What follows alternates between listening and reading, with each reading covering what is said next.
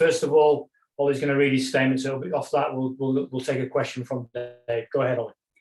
On the biggest day of my career so far, I'm embarrassed by the racist and sexist tweets I posted over 8 years ago, which have today become public.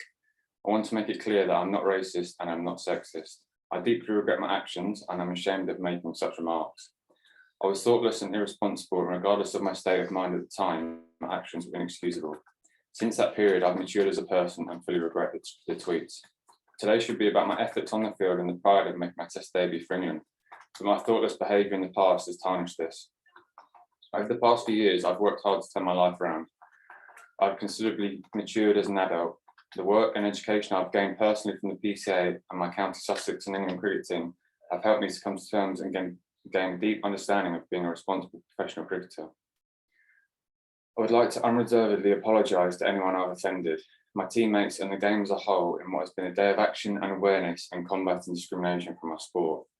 I don't want something that happened 8 years ago to diminish the efforts of my teammates and the ECB as they continue to build meaningful action with their comprehensive initiatives and efforts, which I fully endorse and support. I will continue to educate myself, look for advice and work with the support network that is available to me to learn more about getting better in this area.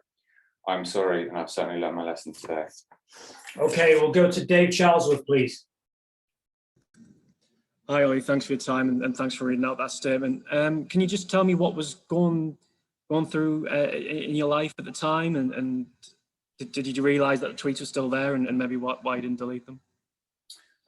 So I think I've just been sacked from Yorkshire. I was at a pretty low point in my life, and obviously I regret that massively. I didn't know they were still there, and I just want to apologise to everyone, really. I didn't regret it hugely.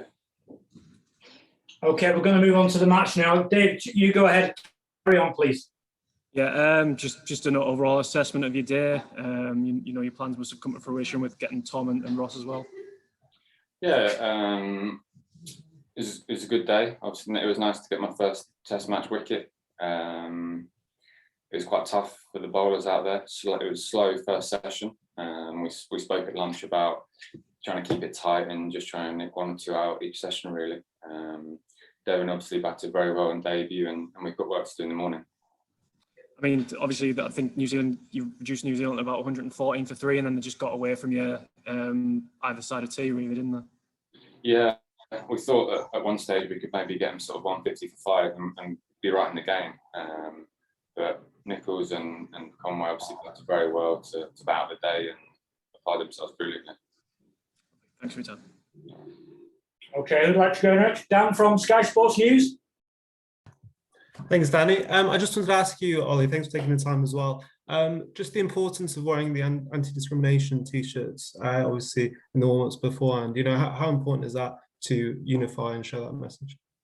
Yeah, hugely. As a group, we're trying to move in that direction, and we're all trying to learn and become better humans. And it was massive this morning that we showed that unity. And also, just today, you know, what was it like to, you know, step out of Lords for the first time, you know, as a debut, and, you know, as David said, you know, to get those first 2 wickets? Yeah, it was amazing, really. The feeling that I had walking out at 11 o'clock was unrivaled, really. It's something that I've not felt before, and then to get my first Test wicket, I think everyone could see by the emotional celebration how much it meant to me. And just lastly, I just wanted to ask, what kind of advice did you get from kind of the more experienced bowlers in the team, like Stuart Broad and Jimmy Anderson?